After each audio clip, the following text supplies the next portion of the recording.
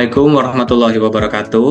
Kami dari kelompok 1 ingin mendiskusikan sebuah permasalahan isu dengan tema pendidikan di era teknologi informasi.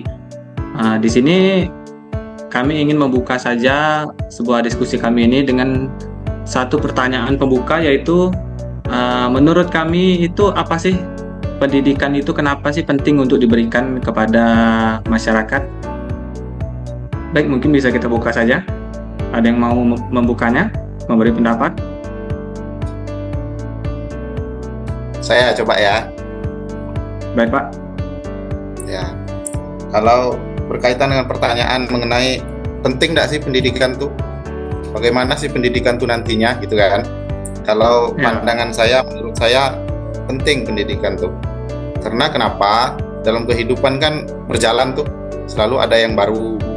Seperti kalau dulu mungkin belum kenal dengan teknologi, sekarang sudah mulai punya teknologi. Kita belajar dari kayak pasca COVID kemarin kan. Kalau kita tidak belajar, tidak mengikuti pendidikan, mungkin kita seperti yang biasa disampaikan, kita nggak ngerti Zoom begini kan. Nah, ini bagian dari pendidikan juga. Cuman kadang apa yang salah dalam pemikiran kita atau pemahaman kita tentang pendidikan ini, kadang kita mikirnya pendidikan ini hanya sebatas belajar di sekolah saja, tuntutan dapat ijazah saja, setelah dapat ijazah nanti kerja, setelah kerja kita tidak perlu pendidikan lagi. Nah, itu kan pemikiran-pemikiran yang kadang kita salah kan. Walaupun lumrah, kadang kita berpikir kalau sudah kerja, sudahlah selesai pendidikan, untuk apa pendidikan. Tapi pada dasarnya dalam kehidupan, pendidikan ini penting sekali, apalagi di masa digital sekarang ini, penting sekali kita belajar. Saya rasa begitu, Pak. Baik, terima kasih jawaban dari Pak Rizky. Mungkin yang lain ada yang ingin menambahkan atau mungkin juga membantah ya dari jawaban dari Pak Rizky, mungkin.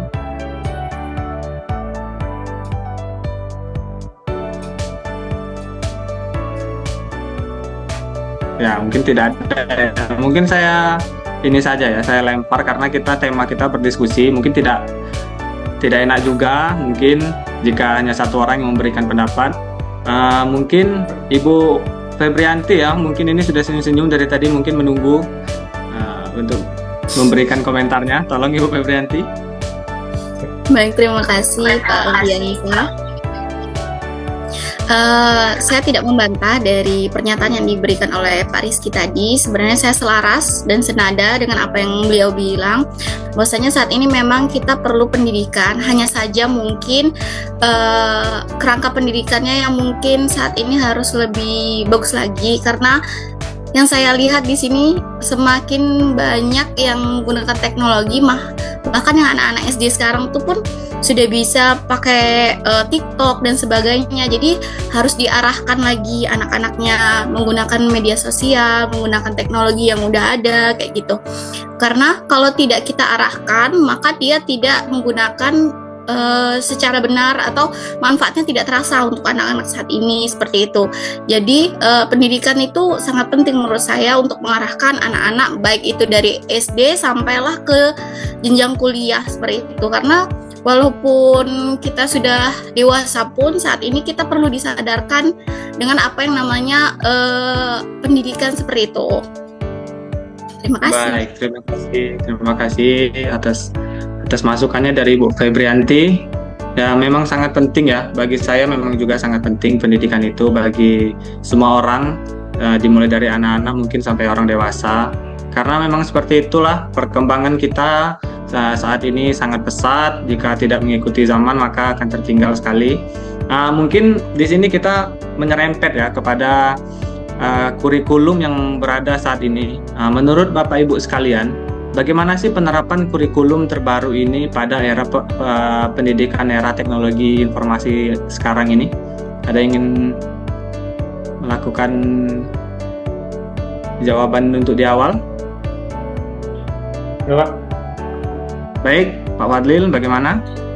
Menurut saya, Pak, penerapan kurikulum baru yaitu kurikulum Merdeka, Pak, merupakan sebuah langkah maju yang relevan dengan kebutuhan di era digitalisasi ini. Kurikulum ini menurut saya memberikan kebebasan bagi guru untuk berinovasi dan menyesuaikan pembelajaran dengan kondisi siswa, serta di sini menekankan pada penguatan karakter profil pelajar yaitu Pancasila. Kurikulum ini menitik fokuskan pada hafalan, melainkan pada kompetensi, kreativitas, dan saya melihat tantangan besar masih ada seperti kesiapan guru, pemerataan fasilitas, konsistensi implementasi. Jadi menurut saya kurikulum ini baik, tetapi harus diiringi dengan pelatihan guru dan dukungan sarana yang memadai. Terima kasih Pak Aldi. Ya, saya juga sangat sependapat ya dengan Bapak Fadlil. Jawaban yang sangat bagus sekali. Mungkin yang lain ada yang ingin menambahkan atau juga ingin menyanggah perkataan dari Bang Fadlil. Baik, Pak Edo. Di sini saya ingin mempertanyakan sedikit. Ini kan tema kita pendidikan di era teknologi informasi ya. Tadi kan sudah dijelaskan kalau kita menggunakan kurikulum merdeka. Ini disesuaikan sama teknologi masa sekarang. Menurut teman-teman sekalian, apakah kurikulum merdeka ini adil gitu untuk orang-orang yang berada di pelosok? Soalnya akses teknologi informasi mereka itu nggak setara sama yang ada di kota-kota. Mungkin sekian, bisa ditanggapi mungkin. Baik, mungkin saya juga ingin menanggapi ya. Menurut saya hal seperti ini tuh harusnya dicamkan untuk pengesahan dalam kurikulum itu sendiri, bagaimana kurikulum harus dijalankan. Sebenarnya untuk kurikulum merdeka ini bagi saya ini cukup adil karena sepertinya sekarang sudah kebanyakan menggunakan teknologi. Mungkin juga masih ada beberapa tempat di daerah-daerah yang belum. Itu mungkin seharusnya menjadi perhatian lebih dari pemerintah dan menjadi acuan juga untuk kurikulum selanjutnya dilakukan. Menurut saya sih seperti itu. Ya, baik Pak. Mungkin ada teman-teman yang lain yang menanggapi. Boleh saya tambahkan dikit? Ya, boleh, Pak Arif. Jadi kalau pandangan saya tentang kurikulum merdeka atau merdeka belajar, ini sebenarnya tujuan kurikulum kayaknya baik. Kenapa? Karena sebagai panduan mau dibuat seperti apa pendidikan kita. Jadi kalau saya belajar dari pengalaman, sebelum di sini saya kebetulan ngajar juga, sedikit banyak mungkin kebaca lah juga tentang kurikulum merdeka ini. Jadi kalau saya pahami dari kurikulum merdeka ini sebenarnya apapun namanya nanti, bukan kurikulum merdeka pun teknologi pasti jadi prioritas utama. Kalau pertanyaannya disinggung tentang apakah adil untuk di pelosok desa atau di pelosok negeri, kalau menurut saya adil, karena kurikulum ini bukan hanya untuk orang kota saja, untuk orang yang di desa pun, di pelosok pun juga. Cuman memang untuk sarana prasarana mungkin memang tidak sama seperti di kota. Cuman kalau tentang kurikulum merdeka kan intinya dalam kurikulum merdeka ini kan anak-anak bebas berekspresi. Jadi kalau dulu itu kita belajarnya urutan runtut, misalnya hari ini bab 1 tentang faktor, besok tentang perkalian, besok bab 2 tentang faktor. Tapi kalau sekarang tidak mesti begitu. Kalau seandainya memang memungkinkan untuk loncat ke bab 2 langsung, boleh. Intinya apa? Intinya kurikulum ini memudahkan atau fleksibel sifatnya, tapi walaupun memang kita ngerasonya tidak seperti itu. Nah, tapi kalau perkara adil atau tidak adil, menurut saya adil sih. Itu sih menurut saya. Ya, baik sekali ya penjelasan dari Bang Rizky. Mungkin ada teman yang ingin menambahkan atau sudah? Pak Edo bagaimana? Mau menambahkan sedikit Pak Aldi, tapi dari sisi orang tua dalam penerapan kurikulum ini masih banyak orang tua yang beranggapan atau mengalami kesulitan ketika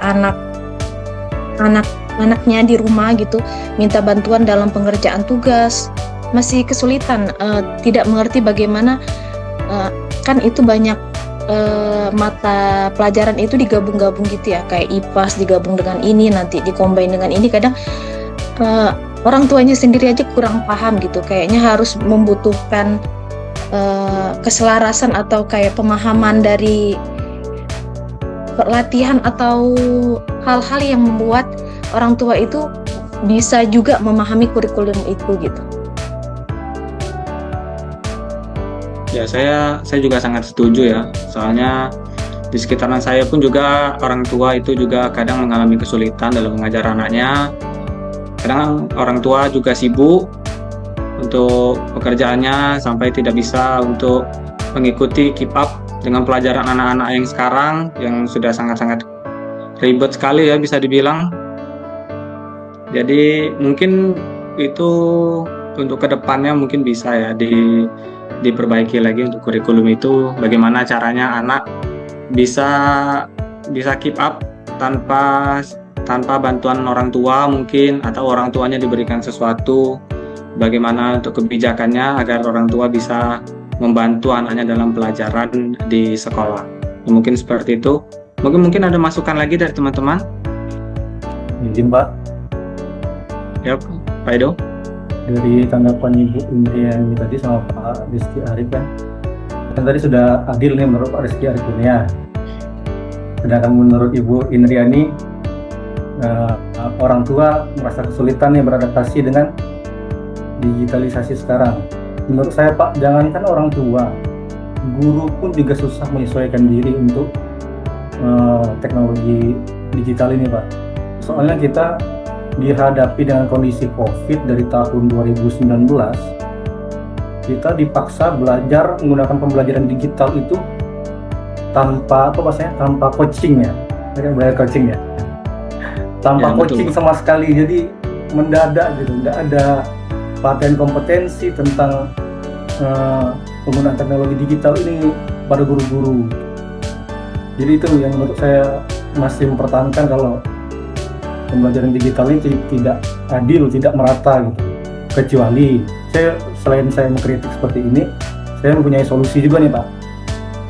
Kita tuh harusnya Baik, Pak. bisa melakukan pemetaan kepada guru-guru yang memiliki kompetensi untuk melakukan pembelajaran digital ini gitu.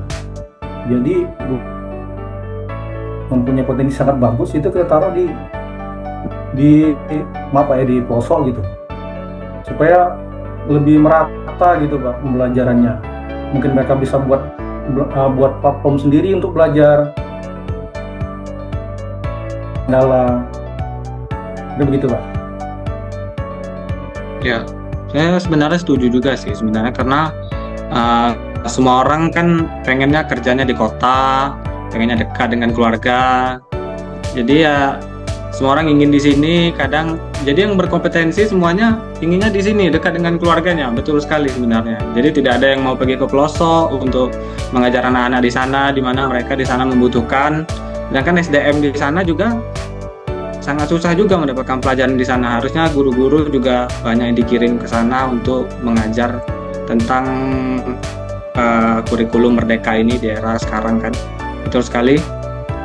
Pak Edo, terima kasih untuk pertanyaannya. Mungkin dari pertanyaan ini mungkin saya ingin melanjutkan muncul sebuah pertanyaan baru. Mungkin ini menurut Bapak Ibu sekalian ini, bagaimana sih perkembangan kurikulum yang sedang terjadi ini? Apakah sangat cepat berlalunya? Karena mengingat sepertinya lumayan cepat ya pergantian kurikulum ini. Apakah menurut Bapak Ibu ini sekolah-sekolah ini sudah sangat merata pembangunannya, pembangunan kurikulumnya lalu berganti, atau malah kurikulum ini baru berjalan setengah dan sudah digantikan oleh kurikulum yang baru, sedangkan mereka yang berada di tempat-tempat yang jauh itu kadang belum menerapkan kurikulum yang lama dan sudah muncul kurikulum yang baru. Bagaimana menurut Bapak Ibu? Apakah cepat sekali perkembangannya atau bagaimana? Ya, Pak Aldi, menurut saya pergantian kurikulum di Indonesia ini memang terjadi terlalu cepat. Padahal setiap kurikulum baru ini memerlukan waktu untuk kita beradaptasi, baik maupun pelatihan maupun persiapan yang tidak singkat. Seringkali kita lihat baru diluncurkan, masih ada sekolah sebenarnya menerapkan yang sebelumnya. Hal ini membuat guru itu merasa bingung dan terbebani.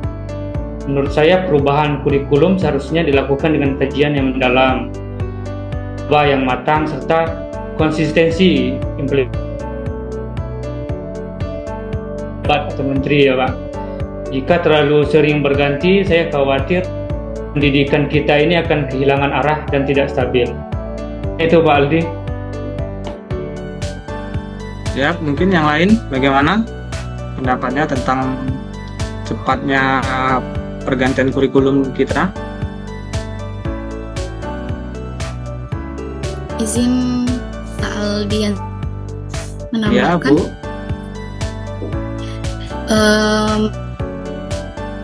Dikatakan oleh bahwasanya memang terlalu cepat kurikulum ini berganti, sementara sekolah-sekolah yang pelosok belum lagi kita terapkan kurikulum yang baru, ada lagi kurikulum yang lebih baru lagi seperti itu. Nah, di sini tuh saya timbul pertanyaan, kenapa tidak evaluasi dulu kurikulum yang sebelumnya atau dilengkapi dulu kurikulum sebelumnya, apa yang menjadi kendala sebelumnya. Kemudian kalau mau memang membuat kurikulum baru, seharusnya melihat dari kurikulum yang lama kayak gitu. Jangan pada saat kita mau buat kurikulum baru semuanya berganti sampai ke akar-akarnya. Jadi yang lama, yang baru membuat penerapannya yang lainnya udah berganti lagi seperti itu. Jadi malah terjadi tumpang tindih kalau saya bilang kurikulum ini untuk pembaruannya setiap tahunnya seperti itu. Ya, kalau saya melihat sih sebenarnya kurikulum ini kan menyocokkan dengan perkembangan zaman ya. Anak-anak butuh materi yang baru, yang diperbaharui, bagaimana cara mengajar yang cepat. Sebenarnya tidak salah juga memang perkembangan kurikulum yang sangat cepat ini, tapi memang juga kita harus melihat ya bagaimana perataan dari kurikulum ini di Indonesia sebenarnya. Tapi sebenarnya juga tidak salah kan untuk melihat perkembangan bagaimana anak-anak untuk kurikulum yang baru. Mungkin suatu saat memang pemerintah akan memberikan perhatian lebih ya kepada anak-anak ini tentang bagaimana mereka, apakah mereka sudah siap dengan perkembangan kurikulum ini, ataukah apakah sudah merata perkembangan kurikulum teknologi ini. Mungkin seperti itu ya. Jadi sebagai penutupan mungkin ya, kita ke pertanyaan terakhir ini. Mungkin kan ini di era teknologi informasi ini sebenarnya kan semuanya memerlukan teknologi kan. Nah, jadi apakah pemerataan dari kurikulum Merdeka ini sangat dibutuhkannya teknologi, ataukah sebenarnya tidak perlu banget sih sebenarnya nih teknologi ini untuk menjalankan kurikulum Merdeka ini, karena tidak semua wilayah kan mempunyai akses kepada teknologi terbaru. Jadi bagaimana menurut Bapak Ibu? Saya tambahkan Pak. Ya, baik Pak Rizky. Ini berkaitan juga dengan pertanyaan sebelumnya. Sebenarnya inilah tantangannya kalau menurut saya, Dak. Kalau kurikulum Merdekanya sendiri ngajak belajar dengan merdeka, terus sesuai perkembangan zaman, ikuti teknologi yang berkembang. Kalau masalah di pelosok tadi, kalau untuk amanatnya sendiri kan kurikulum Merdeka kan suruh tuh belajarnya sesuai merdeka. Terus juga ikuti teknologi yang berkembang, pakai digitalisasi belajarnya. Saya ingat betul dulu saat COVID, Adon mungkin kurang familiar kalau Bapak Ibu saat itu tidak mengajar mungkin. Saat COVID itu saya ingat betul ada namanya kurikulum darurat namanya. Jadi kurikulum darurat ini sementara hanya sampai saat COVID saja. Jadi pembelajarannya memang full melalui digital. Jadi entah itu anak-anak mengerjakan soal-soal pakai Google Form, dan materi kalau ngikuti buku dibuatin video, saya rasa kayak mana ribetnya. Tapi karena kurikulum darurat ini menyederhanakan pembelajaran dan boleh diambil pilih materi yang dianggap urgent saja, dianggap penting. Pelajarannya apa? Pelajarannya dari situ guru pun jadinya berkembang, Pak. secara tidak langsung, secara otodidak kita belajar. Akhirnya guru yang awalnya malas ngedit video, tidak bisa ngedit video, akhirnya jadi ngedit video, jadi konten kreator banyakan jadinya. Nah, karena itu belajar dari situ. Terus berkaitan dengan kurikulum yang berganti terus, ganti menteri, ganti terus, saya rasa sebagai orang yang kontra dengan hal ini. Saya tadi baca juga di Google, di negara maju itu kurikulum kayak di Jepang, kurikulum itu digantinya setelah 10 tahun itu pun melalui evaluasi.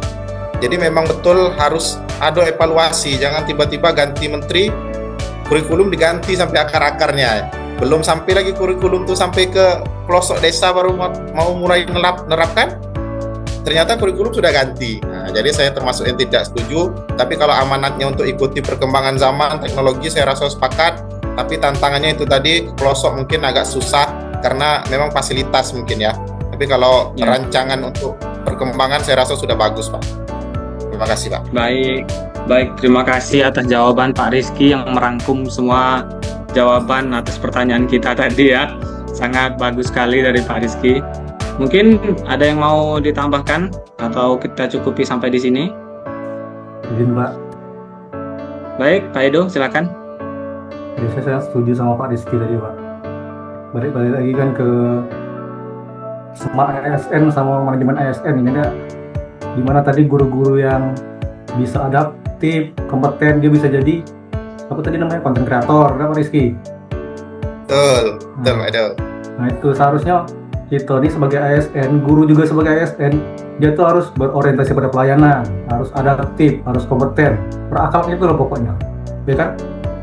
Tapi balik lagi tidak bisa kita paksakan semua guru nih kayak gitu, bisa kayak gitu, ya kan? Oleh karena itu kita butuh lagi namanya manajemen ASN. Kita petakan guru-guru yang berpotensi tadi kan, itu maksud saya kita sebarkan di daerah-daerah yang terpencil tadi. Nah itulah Pak intinya. Balik ke smart ASN dan manajemen ASN. Kalau dia tidak mampu untuk smart, nah kita manajemen lagi kita. Terima kasih. Baik, terima kasih jawaban dari Pak Edo. Ya mungkin itu ya pembahasan kita pada hari ini. Jadi intinya adalah perkembangan kurikulum kita ini sebenarnya tidak salah, tapi terasa begitu cepat ya. Karena mengingat banyak masih anak-anak di pelosok-pelosok itu yang belum mendapatkan kurikulum terbaru, namun kurikulum yang terbaru ini malah sudah ada yang baru lagi. Tapi perkembangannya juga tidak salah, mengingat pemerintah juga mungkin melihat untuk bagaimana cara anak-anak ini berkembang dengan lebih baik ke depannya dengan metode yang paling efektif tentunya, mengingat kita juga negara berkembang yang tentu pemerintah juga terus ingin mengembangkan sesuatu untuk generasi masa depan kita. Ya mungkin itu saja diskusi dari kelompok kami. Mungkin ada yang mau memberikan kata penutup untuk penutupan kita pada hari ini? Ya, tidak ada ya. Oke. Cukup ya, baik. Mungkin itu saja presentasi tentang diskusi kami tentang penerapan tema pendidikan di era teknologi informasi ini. Kami ucapkan terima kasih. Maaf jika ada salah-salah kata. Kami ucapkan wassalamualaikum warahmatullahi wabarakatuh.